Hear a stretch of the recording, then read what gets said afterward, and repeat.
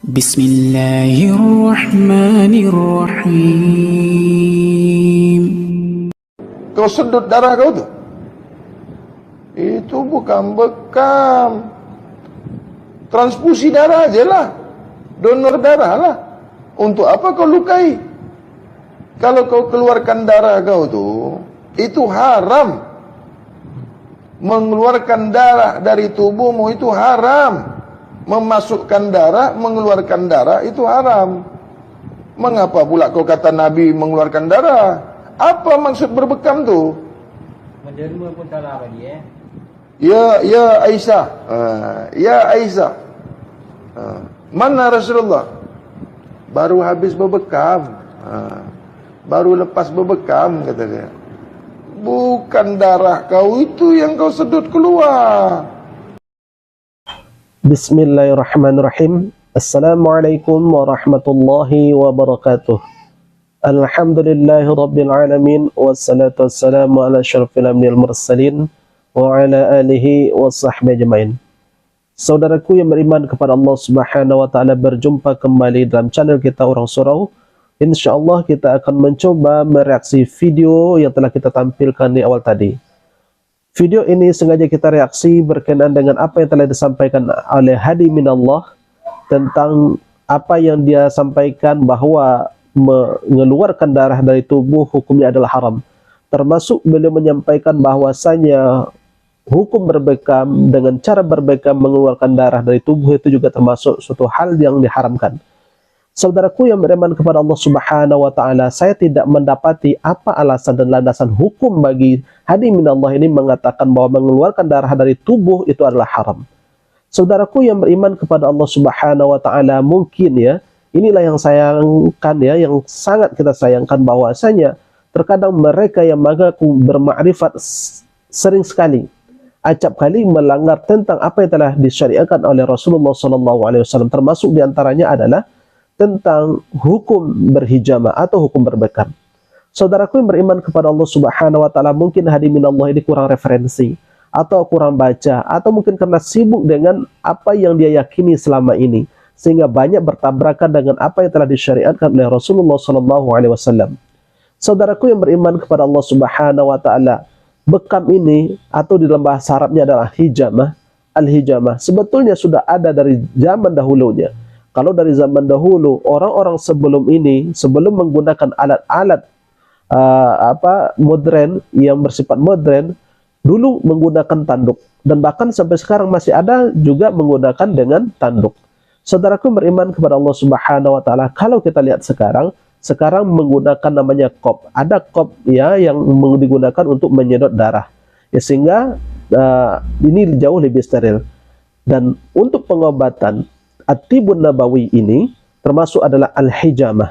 Al-hijamah ini, bekam ini termasuk bagian dari At-Tibun Nabawi, cara pengobatan Rasulullah SAW. Dan untuk di Indonesia pun telah diatur di dalam PMK, Peraturan Menteri Kesehatan Nomor 61 Tahun 2016, ya, berkenaan dengan pelayanan kesehatan tradisional empiris, dan ini telah diakui di Indonesia.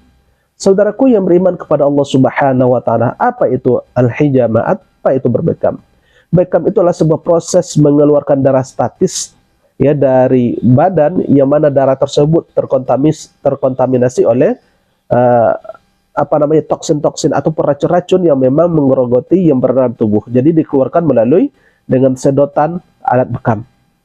Saudaraku yang beriman kepada Allah Subhanahu wa taala, tentunya untuk mengatakan bahwa bekam itu haram hukumnya ataupun bekam itu mubah hukumnya, tentunya kita mesti mengeluarkan dasarnya, mesti ada landasan hukumnya. Rasulullah SAW telah bersabda, "Asy-syifa'u fi thalathatin." Kesembuhan itu ada dalam 3 hal, kata Rasulullah. Yang pertama adalah wasyarbati asalin. Yang pertama itu adalah dengan meminum madu. Jadi dengan minum madu insya Allah itu akan memberikan efek kesehatan kepada orang yang meminumnya. Kemudian apalagi wasyirtati mihjamin, adanya sayatan pada pisau bekam, kata Rasulullah. Jadi kesembuhan itu juga ada dalam berbekam, kata Rasulullah.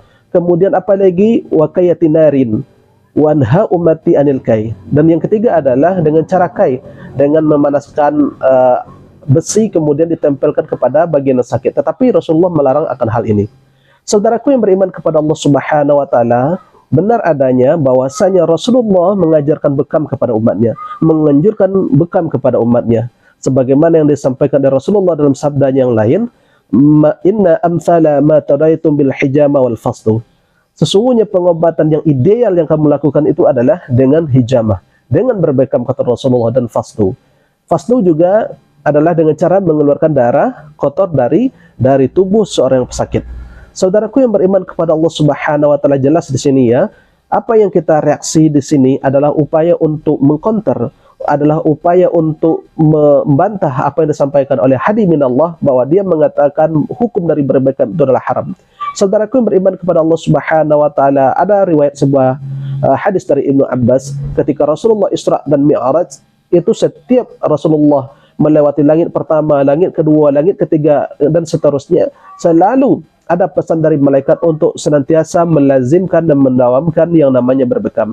Artinya ini adalah suatu hal yang penting. Jadi Rasulullah SAW mengatakan bahwasanya al-hijamah ini adalah bagian dari at-tibun nabawi, cara pengobatan dari Rasulullah SAW. Jadi hukumnya bisa mubah, bisa sunnah. Saudaraku yang beriman kepada Allah Subhanahu wa taala, jadi apa yang kita sampaikan ini semata-mata adalah untuk membantah hadi minallah, bahwa hukum hijamah, hukum berbekam itu adalah haram. Rasulullah SAW sangat menganjurkan berbekam karena apa yang telah kita sampaikan tadi dari hadis Rasulullah SAW bahwasanya al-hijamah itu ada di dalam pengobatan Islam. Barangkali ini adalah bentuk bantahan kita kepada hadi minallah, mudah-mudahan ini bermanfaat. Subhanakallahumma wa bihamdika asyhadu an la ilaha illa anta astaghfiruka wa atubu ilaik. Wabillahi taufiq wal hidayah. Assalamualaikum warahmatullahi wabarakatuh.